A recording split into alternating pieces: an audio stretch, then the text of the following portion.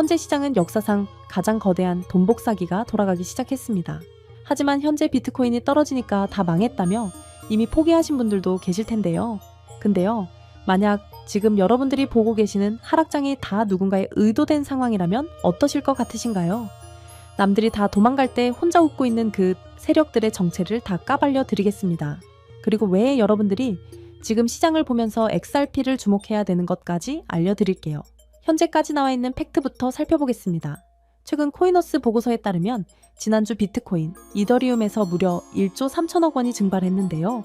때문에 다들 망했다 라며 도망갔습니다. 근데요, 여러분 놀랍게도 그 돈이 어디로 갔는지 아시나요? 유독 XRP에만 880억 원이 들어왔습니다. 비트코인이 피 흘리는데 알트코인인 리플에 돈이 들어온다? 이게 뜻하는 바는 딱 하나라는 겁니다. 세력들은 이미 비트는 끝물이고 다음 타자는 리플이다 라고 결론을 내렸다는 거죠. 그리고 한 가지 더 소름 돋는 소식이 있습니다. 리플이랑 마스터카드가 손잡고 결제 테스트 한다는 건데요. 이 소식을 듣고 사람들은 리플 코인 안 쓰고 스테이블 코인 RLUSD 쓴다던데? 하면서 실망을 하셨을 겁니다. 근데 그걸 바로 세력들이 노린다는 건데요. 보고서를 뜯어보면 충격적인 사실이 나온다는 겁니다. 만약 RLUSD라는 트럭이 고속도로를 달릴 때마다 그 통행료로 바로 XRP를 내게 되고, 그리고 그 XRP는 받자마자 불타서 없어집니다. 결제가 늘어날수록 XRP의 씨가 마르는 자동 소각 시스템이 가동된다는 거죠. 이게 바로 리플의 스텔스 전략입니다. 규제 당국이 무서워서 대놓고 코인을 못 쓰게 하니까 겉으로는 안전한 달러 코인이에요 하면서 RLUSD를 앞쓴 거죠. 그렇게 규제은행인 웹뱅크까지 끌어들여서 합법 도장을 딱 받았습니다. 하지만 정작 그 실체를 보면 그 시스템을 돌리는 엔진은 전부 XRP라는 것이죠. 적진 한복판에 트로이의 목마를 심어놓고 내부에서부터 금융 시스템을 장악해버리는 작전입니다. 또한 스위프트가 체인링크 쓴다고 리플은 망했다는 분들, 이거 하나만 기억하세요. 50년 된 똥차인 스위프트에 최신 엔진인 체인링크를 단다고 그게 스포츠가 될까요? 결국은 가다가 퍼지게 될 겁니다. 하지만 리플은 태생부터 최신 스마트폰이라는 거죠. 통역사도 필요 없고 땜질도 필요 없습니다. 심지어 월가 세력들은 복잡한 걸 싫어한다는 거죠. 그냥 싹 밀고 리플 하나로 통일하는 게 싸게 먹힙니다. 이건 애초에 게임이 안 되는 싸움이었다는 거죠. 그리고 여러분, 강남 아파트가 왜 비쌉니까? 부자들이 꽉 쥐고 안 파니까 비싼 거죠. 지금 XRP가 딱 그 꼴입니다. 기관들이 물량 90%를 독점하고 금고에 잠가버리고 있죠. 나중에 마스터카드가 송금하려고 XRP 찾을 때 시장에 물건이 없으면 어떻게 될까요? 결국 부르는 게 값이 될 겁니다. 때문에 지금 여러분이 들고 있는 그 코인 XRP는 단순한 잡코인이 아니라는 것이죠. 지금 여러분은 미래의 디지털 강남 아파트 딱지를 들고 계신 거나 마찬가지입니다. 한마디로 정리하자면 지금 하락장, 공포, 다 개미 털려고 만든 연막작전이라는 것이죠. 세력들은 이미 매집을 끝냈고 금융 리셋 버튼은 눌러졌습니다. 남들이 무서워서 던질 때가 인생 역전의 유일한 타이밍인 것이죠. 지금 안 담으면 나중에 10바에 100배 오르고 나서 후회해봤자 이미 늦었습니다. 시장의 변화는 시작되고 있고 지금이 그 변화를 거머쥘 시작점인 거죠. 자, 하지만 그렇다고 해서 우리가 리플 하나에만 집중하면 되는 걸까요? 그건 절대 아니라는 점을 말씀드리고 싶습니다. 이 코인 시장에는 리플이 상승하면 그 흐름을 타고 함께 상승하는 후속 코인들이 반드시 존재하니까요. 지난 상승장에서 리플이 큰 상승을 보인 건 맞지만 사실 리플이 가장 높은 상승률을 기록했던 건 아니었거든요. 실제로 XRP가 큰 상승률을 보였던 2024년 5배가량 폭발적으로 상승했을 때 XRP보다 더 높은 상승률을 기록한 코인들이 있었습니다. 첫 번째로는 XRP와 마찬가지로 UAE 아랍에미리트로부터 투자를 받고 있는 만트라 코인입니다. 만트라 코인은 XRP의 행보를 그대로 따라가는 대표적인 종목이라고 할 수 있는데요.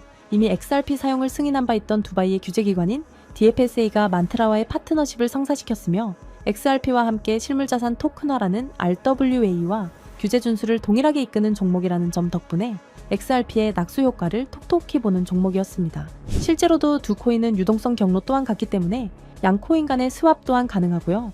이와 같은 이유로 만트라는 XRP와 커플링 현상을 보이면서 XRP가 큰 폭등을 보였을 때 만트라 코인도 함께 큰 폭등을 보여주었고 2024년부터 2025년 초까지 무려 11만 %라는 엄청난 상승세를 기록했습니다.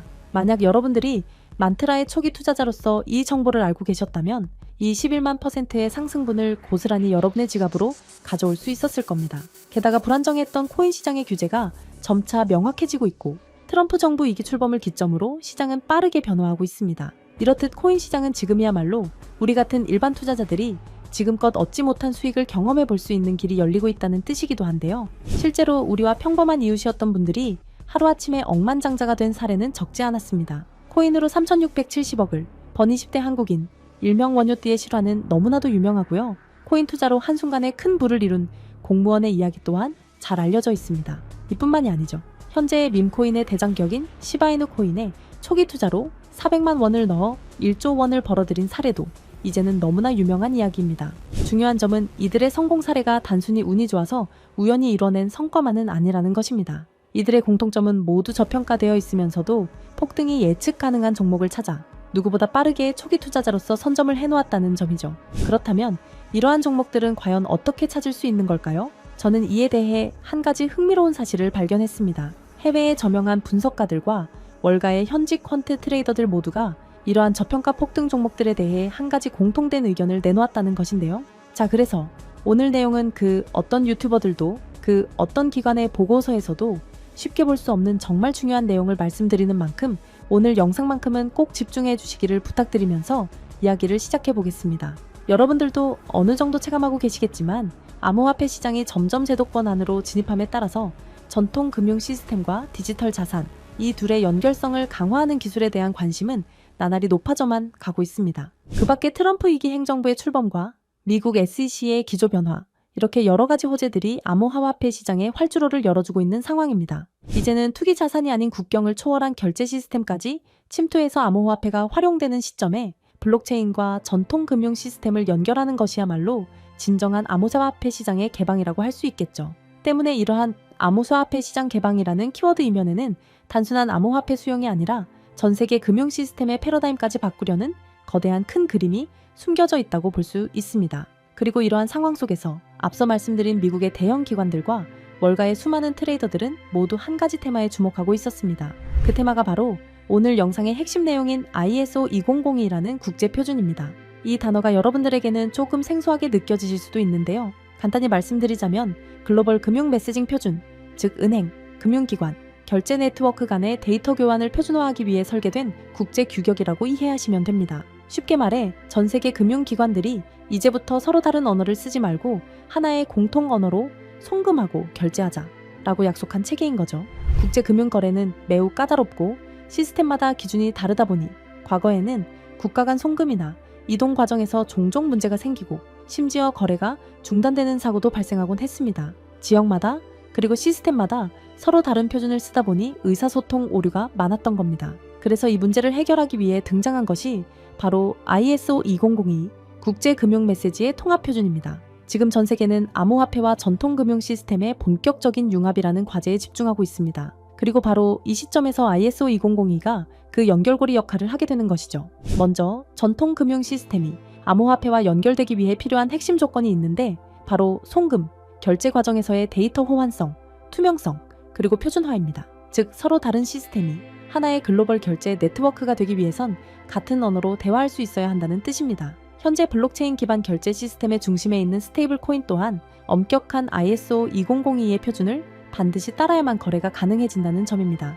기존의 코인 전송은 누가 누구에게 얼마를 보냈다 정도의 단순 정보만 담겼지만 ISO 2002는 송금 목적, 최종 수치인 상세 정보, 중개기관 정보 등 방대한 데이터를 포함할 수 있다는 것이 큰 강점이죠.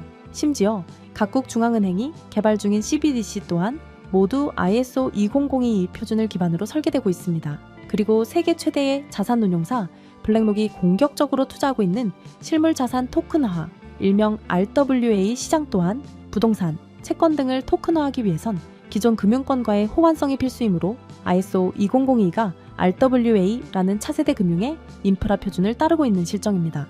게다가 전 세계의 중앙은행들 뿐만 아니라 현재 가치 약 10조 원으로 추정되는 서클이나 미국 최고의 암호화폐 커스터디 기업 비트고 등도 은행 인가와 금융 라이선스를 준비하며 ISO 2002 국제 표준을 준수하기 위해 천문학적인 투자금을 쏟아붓고 있는 상황입니다. 이렇듯 투자나 시장 분석 관점에서 ISO 2002 테마는 이제 선택이 아닌 생존과 채택을 위한 필수 조건이 되었다고 봐도 과언이 아닐 겁니다. 실제로 리플 또한 지난 대선 이후 엄청난 폭등을 할 수 있었던 이유가 리플이 업계 최초로 ISO 2002 등록 관리 그룹에 포함됐고 리플의 결제 네트워크인 리플렛 또한 해당 표준에 맞게 설계해 왔었기 때문이라는 점입니다. 자, 그렇다면 ISO 2002의 영향력은 정말 리플에게만 그칠까요? 실제로 ISO 2002의 영향력은 XRP에만 국한되지 않습니다. 지난 ISO 2002가 시장에 처음 언급되었던 2021년 폭발적인 상승률을 보인 알고랜드와 퀀트코인을 대표적인 사례로 들어볼 수 있는데요. 금융기관, 규제 준수 측면에서 ISO 2002의 적합성이 거론된 알고랜드는 2021년 한 해 동안 1000%, 무려 10배 이상의 폭발적인 상승률을 보였고, 여러 블록체인과 금융망을 잇는 인프라 제공자로서 ISO 2002 호환 후보로 거론되었던 퀀트코인은 무려 2700%, 즉 27배라는 놀라운 상승률을 기록했습니다. 이 두 코인의 상승을 보면 알 수 있듯이 ISO 2002가 본격적으로 시장에 도입이 되면 향후 시장에 가져올 파급력은 더 강력할 것이라고 전문가들은 전망하고 있습니다. 이처럼 ISO 2002 테마와 관련하여 다음에 폭등할 코인들은 이미 우리가 모르는 사이에 조용히 폭발을 준비하고 있다는 뜻이기도 합니다. 그렇게 ISO 2002의 선택을 받은 종목은 곧 ETF처럼 특정 규제를 통과할 수 있는 종목들 또는 CBDC나 은행, 인프라와 연결될 가능성이 있는 코인들이 될 것입니다. 그리고 당연히 CBDC와 결제 인프라는 앞서 말씀드린 바와 같이 ISO 2002를 반드시 준수해야 하고요. 즉, 지금부터는 ISO 2002 준수 요건에 가깝게 충족하고 있거나 포함될 가능성이 높은 종목들을 찾아내서 선점하는 것이 중요하다는 말씀입니다. 그래서 제가 지난 1년 가까이 분석해서 찾아낸 이 종목이야말로 ISO 2002 준수 요건을 충족하면서 기관의 주목을 받고 있는 종목이라고 할 수 있습니다. 최근 ISO 2002에 대한 언급이 많아지면서 세력들이 가격을 끌어올렸고 글로벌 금융 세력들이 직접 주도하는 종목으로 ISO 2002 메시징 표준과 완벽하게 연동되도록 설계되어 있으면서 전통 은행 시스템과 블록체인 결제를 실시간으로 연결하는 코인입니다. 심지어 최근 비밀리에 진행된 라운드에서 블랙록과 피델리티 등 글로벌 헤지펀드, 그리고 기존 금융권, 엘리트 세력이 조용히 지분을 확보했다는 소식도 들리는데요. 때문에 월가 내부에서조차 프로젝트 레이트라 불리는 이 프로젝트가 공개되면 기존 금융 인프라를 대체할 숨겨진 연결망으로 자리를 잡을 것이라 예상되고 있습니다. 또한 국제 송금과 기관 간 자산 이동이 이전과는 전혀 다른 속도로 자동화될 것이기에 폭발적인 잠재력이 있을 것이라 전망하고 있는데요. 하지만 지금은 거시적인 시장 상황에 맞춰 조정을 받고 있는 상황입니다. 그래서 오히려 아주 적절한 타이밍이라고 볼 수 있는 것이죠.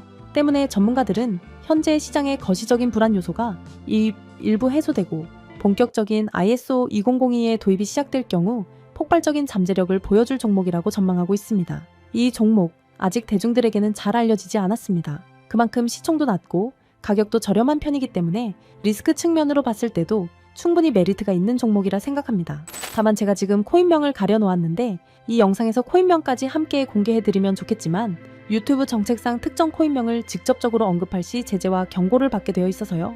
이러한 이유로 부득이하게 비밀 보장을 위한 저의 스터디방에서만 공유를 해드리고 있습니다. 정보를 받아보시는 방법은 어렵지 않습니다. 이 영상 하단에 제목을 한번 클릭하시면 설명란이 나오면서 더보기 버튼이 보이실 텐데요. 더보기를 누르시면 파란색의 링크가 나옵니다. 클릭해서 들어가시면 간단한 설문이 나오는데 10초밖에 안 걸리는 간단한 설문이니까 작성하셔서 제출해 주시면 해당 종목에 관련된 분석 자료들 전부 보내드리고 있습니다. 그리고 컴퓨터로 영상을 보시는 분들은 영상 하단에 있는 더보기를 누르시면 마찬가지로 파란색 링크가 나오니까요. 참고 부탁드립니다. 저는 여러분들에게 금전 요구나 멤버십 가입 요청을 절대 하지 않습니다. 오직 유튜브만 하기 때문에 사칭 피해 각별히 조심해 주시길 바라고요. 끝으로 한 가지 말씀드리고 싶은 부분은 시장의 원리를 이해하지 못한 채 투자를 한다는 건 자칫 어설픈 투자의 길로 빠지기 쉽다는 점입니다. 즉, 내가 충분히 이해한 정보 내에서 투자를 해야 한다는 것이고 내가 왜 그 종목을 샀는지, 어떤 판단으로 샀는지가 그만큼 중요합니다. 그리고 그 매수 요인이 변함이 없다면 그때는 믿고 기다려야겠죠. 제가 이번에 집중적으로 분석한 ISO 2002 메타는 그런 부분에서 충분히 부합된다고 생각합니다. 오늘 영상은 여기서 마치겠습니다. 긴 시간 시청해 주셔서 감사합니다.